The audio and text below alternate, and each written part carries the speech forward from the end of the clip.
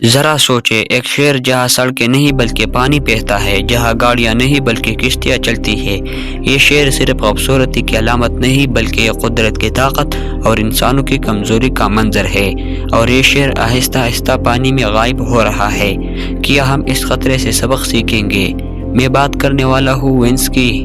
Venice Italy میں واقع ہے۔ یہ شہر 118 چھوٹے جزیروں پر بنایا گیا ہے، جنہیں 150 سے زیادہ نہریں جوڑتی ہیں۔ صدیوں پرانی عمارتیں، تاریخی پل اور گرجاگھر وینس کی پہچان ہے۔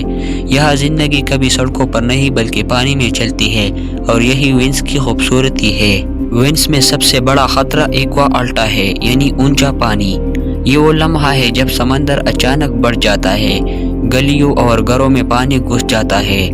پہلے یہ سال میں ایک بار ہوتا تھا، لیکن اب یہ معمول بن چکا ہے۔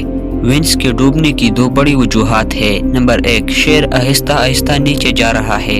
نمبر 2، سمندر اوپر آ رہا ہے۔ زمین کی نشست کی وجہ سے شہر ہر سال کچھ ملی میٹر نیچے جاتا ہے، اور گلوبل وارمنگ کے باعث سمندر بڑھ رہا ہے۔ یہ آہستہ آہستہ مگر یقینی طور پر وینس کے لیے خطرہ ہے۔ وینس صرف شہر نہیں بلکہ تاریخ کا ایک شاہکار ہے۔ صدیوں پرانے گرجا گھر، تاریخی پل، عجائب گھر، نایاب پینٹنگ، یہ سب پانی سے متاثر ہو رہی ہے۔ نمکین پانی دیواروں کو گلا کر رہا ہے۔ وینس کو بچانے کے لیے اٹلی نے موس پروجیکٹ منصوبہ بنایا۔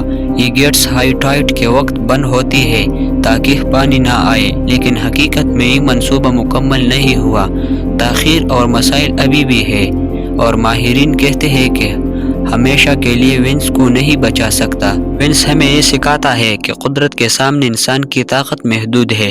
یہ شہر آہستہ آہستہ ڈوب رہا ہے، لیکن ہمارا سبق یہ ہے کہ ہمیں وقت کو سمجھانا ہوگا، ورنہ دوسرے شہر کو بھی وینس کی طرح خطرے میں آ سکتا ہے۔ جب شہر ڈوبتے ہیں تو صرف عمارتیں نہیں، تاریخ، یادیں اور انسانی کہانیاں بھی پانی میں غائب ہو جاتی ہے۔ یہ تھی وینس شہر کی مختصر کہانی۔ ویڈیو کو لائک کریں، چینل کو سبسکرائب کریں۔ اللہ حافظ۔